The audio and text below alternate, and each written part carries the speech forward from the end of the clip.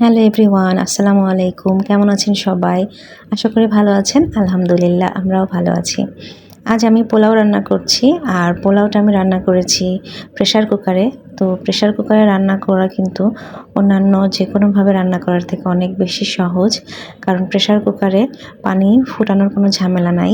প্রথমে আমি চুলায় তেল দিয়ে পেঁয়াজটাকে ভেজে তার মধ্যে চাল দিয়েছি, চালটাকে ভেজে নিচ্ছি।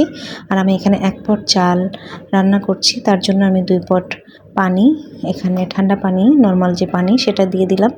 এর মধ্যে আমি গুঁড়া দুধটাকে গুলিয়ে দিয়েছি, আর দিয়ে দিলাম কাঁচামরিচ আর লবণ আর কিশমিশ দিয়ে আমি ঢেকে একটা সিটি ওঠা পর্যন্ত ওয়েট করব। এখানে আমি একটু সামান্য কেওড়া জল দিয়ে দিয়েছি।